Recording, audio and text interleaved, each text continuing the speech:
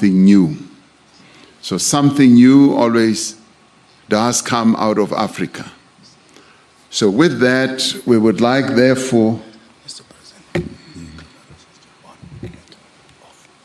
okay. I'm told that the cameras are still on, they should be off. I don't know why that is so.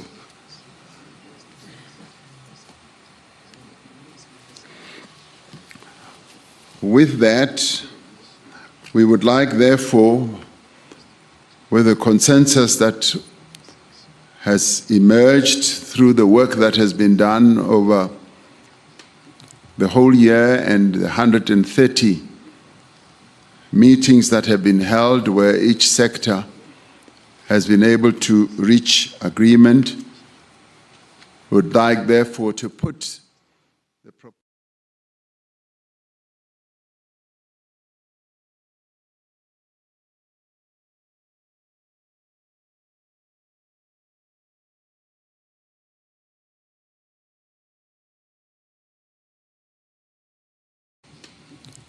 The whole year and the 130 meetings that have been held where each sector has been able to reach agreement. Before the mics could be cut, swiftly moving to say what I suppose was not supposed to be said with us in the room, and we've been joined by John Curtin, Director of G7 and G20 research groups, to weigh in on all of these conversations. But we can't unhear what we've heard. So let me quickly jump in. I think they're about to adopt a declaration based on what the president said there. So that in and of itself is a little bit of a mic drop, if you will, excuse the pun, given the fact that there's been so much consternation about whether we would get to a declaration, whether there would be some objections, whether the Americans or the Argentinians would put a spanner in the works. And it looks like that he was moving towards some sort of broad consensus in terms of the adoption of that. Let me hand over to you. Can't unhear. It's great news.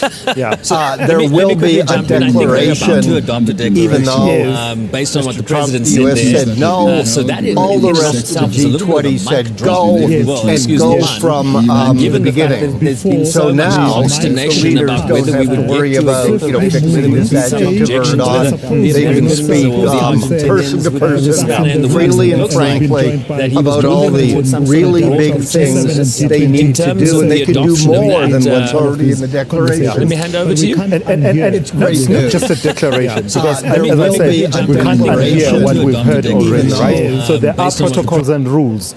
He was supposed to deliver his opening address, and then the rest was going to take place behind closed doors. But in that gap where he started speaking to what was supposed to be behind closed doors, we heard more than enough. So it's a declaration, not just a declaration by it's a declaration by overwhelming consensus. And he was getting to the point, Sherwin, before we had to cut out of it, out of Africa, there's always something new, that quotation that he was using. I suppose he's talking to, let's dispense with it.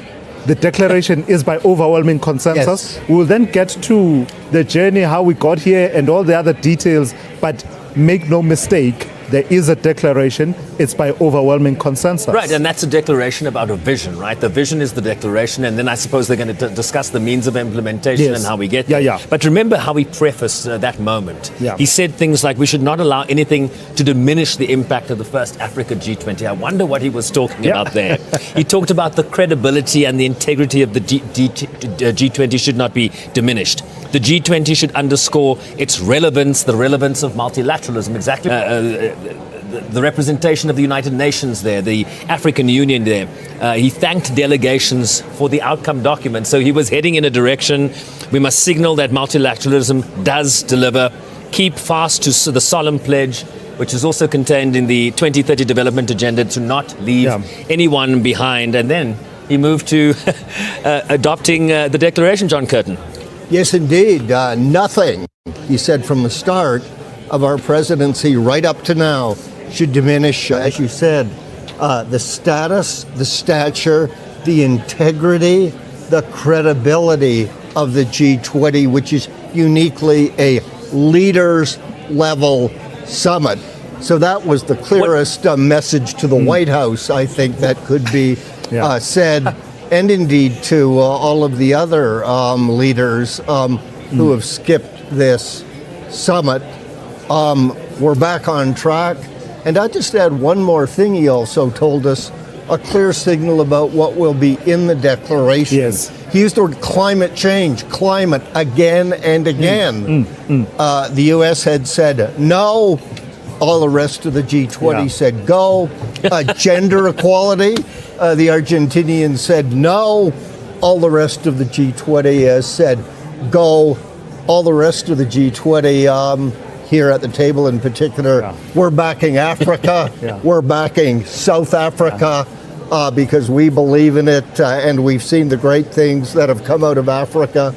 Nelson Mandela and that great I'm loving revolution. Your energy, John Curtin. I'm loving your energy and the gestures that you are using. Very emphatic, Sherwin, as you can see, in terms of what we've seen. It's quite extraordinary. Do stay with us. Our coverage of the G20 continues for you live here at the Nasrec Expo Center. We're coming back in just a moment.